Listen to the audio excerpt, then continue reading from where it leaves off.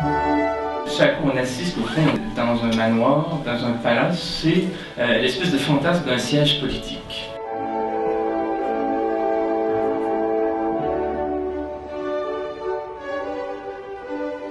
D'un ordre de pouvoir qui est bien réel, tout en n'étant pas dissible dans les formes constitutionnelles admises et données en partage.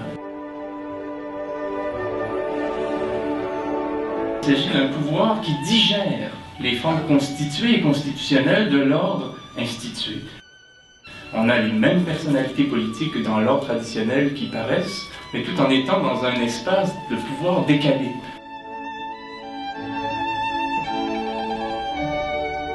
Ces personnalités-là arborent des médailles, des décorations qui ont été attribuées par des institutions de droit.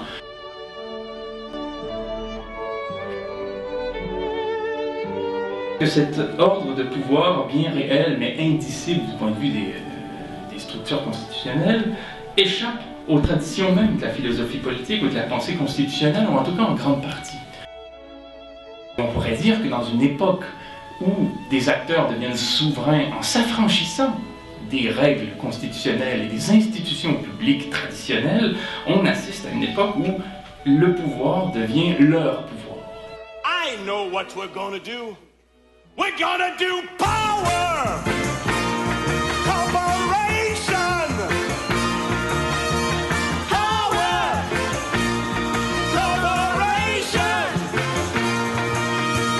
Power!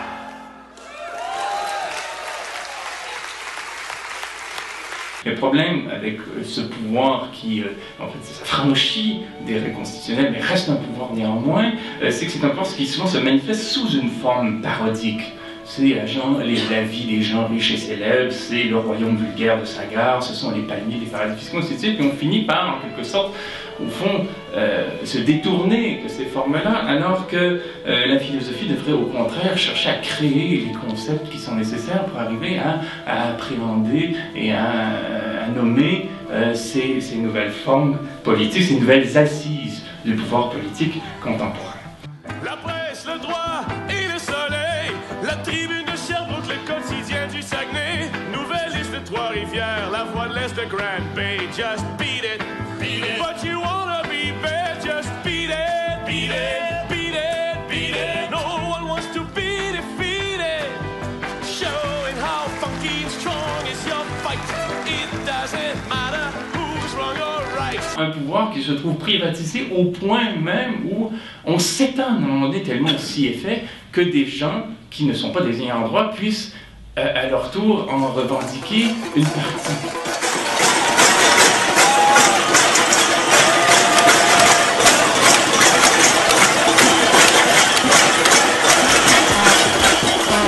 Le fameux mépris de Jean Charest et au fond peut-être aussi de la stupéfaction.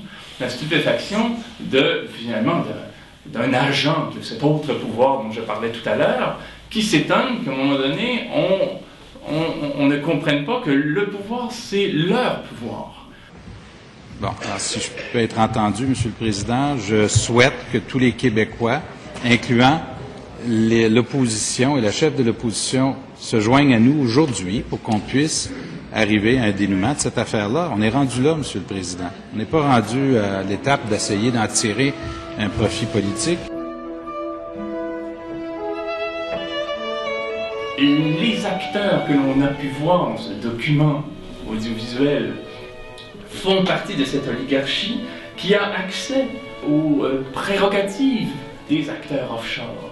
50% des capitaux mondiaux, des banques privées à souhait et les filiales des plus grandes banques du monde, toutes les filiales des multinationales qui s'y trouvent, des ports francs, des zones franches qui garantissent, donc qui permettent le transport maritime, la délocalisation des entreprises défiscalisées, le trafic d'armes, la corruption politique, au laisser-faire structuré par des législations souveraines que sont les paradis fiscaux, est un acteur qui peut se montrer souverain dans l'histoire tout en contournant les États traditionnels et même en parvenant à les dominer.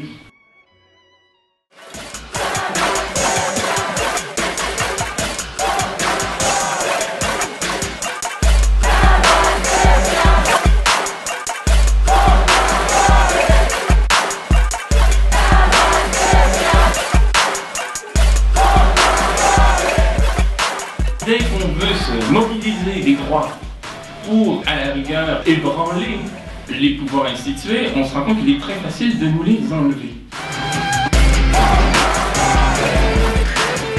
Ce sont les arrestations arbitraires, mais surtout aussi les libérations sous condition, où là on n'a plus le droit d'être sur l'île de Montréal pendant tant de jours, parce qu'on a été arrêté, on n'a plus le droit de voir un tel, on n'a plus le droit d'être dans les manifestations, donc on nous prive de droits, sitôt qu'on s'en est servi au fond.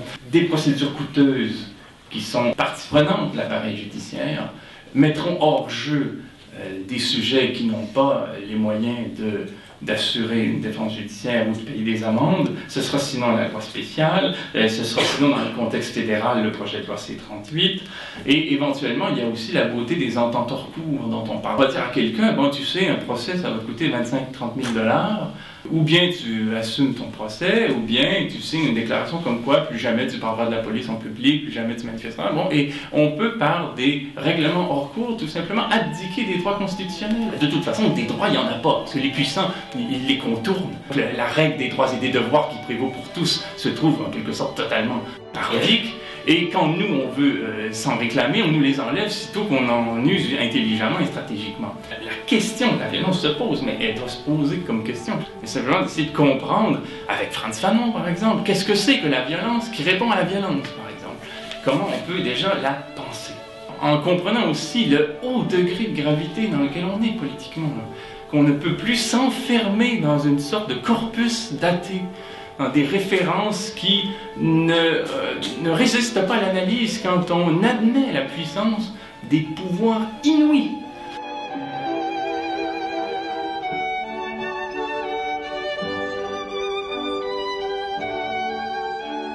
Une organisation reste à faire, une réplique reste à donner à ce pouvoir informe. Très souvent quand on parle des indignés par exemple, on dit « Ah, ils sont pas cohérents, on sait pas trop ce qu'ils veulent, ils parlent de tout et de rien, mais c'est qu'ils sont face aussi, nous sommes face aussi à un pouvoir qui lui-même n'est pas cohérent, lui-même ne se dit pas, lui-même n'a pas tellement de visage clair. Donc forcément on est dans une sorte on est dans une situation historique où il n'y a plus de tiers, et où on est en quelque sorte, on assiste à une sorte de polarisation entre une souveraineté populaire, c'est-à-dire une tentative populaire informe de mener des actions qui seront historiquement décisives face à une souveraineté offshore, c'est-à-dire à des puissants qui ont recours à des modes de pouvoir informels, délocalisés, et qui, de ce point de vue-là, impriment leur marque sur le cours historique des choses. On est dans cette espèce d'opposition, et le tiers qui se voulait dans l'histoire, la souveraineté de l'État, ce tiers s'effrite. On voit assez clairement qu'il y a la solde du pouvoir politique.